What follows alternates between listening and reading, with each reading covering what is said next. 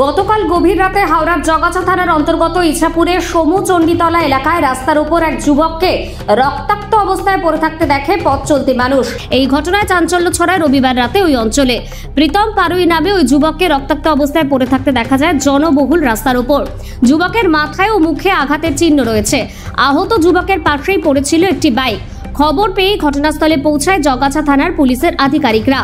প্রাথমিকভাবে মনে করা হচ্ছে ওই যুবকের মাথার পেছনে কেউ গুলি করেছিল, তার ফলে এই ঘটনা তদন্তে নেমেছে জগাছা থানার পুলিশ। বর্তমানে সে আশঙ্কাজনক অবস্থায় হাওড়া হাসপাতালে চিকিৎসাধীন। এই ঘটনাকে কেন্দ্র করে এলাকার সাধারণ মানুষের বক্তব্য, হাওড়া এখন দুষ্কৃতীদের আতুর ঘর হয়ে গেছে।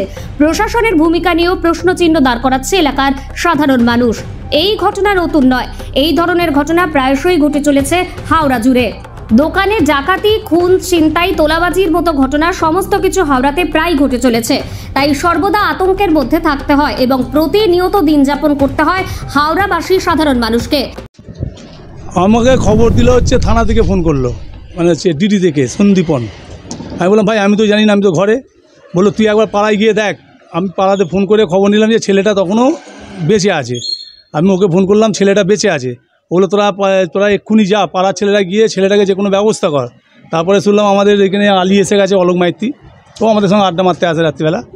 ও এসে থানায় ফোন করতে, থানা থেকে ভ্যানে আসলো, তখনও ছেলেটা বেঁচে আছে, এখনও মনে হয় বেঁচে আছে। বেঁচে থাক বাবা।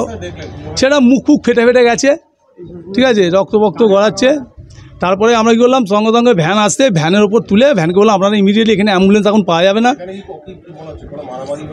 সেরকমও কোনো খবর পাওয়া যায়নি, কারণ অন্যদিন আমরা এখানে থাকি, কিন্তু আজকে আবার এই রবিবার এমনিতেই যে কোনোভাবে মানে অ্যাক্সিডেন্ট হয়েছে কী হয়েছে এখন যে কোনো মারলেও অ্যাক্সিডেন্ট, আর গাড়ি নিয়ে ধাক্কা মারলেও এখন অ্যাক্সিডেন্ট।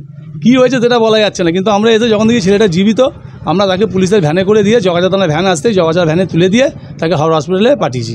আমার নাম শঙ্কর রায়চৌধুরী। হাওড়া থেকে সুভাষিস দত্তের রিপোর্ট, 24 ঘন্টা খবর।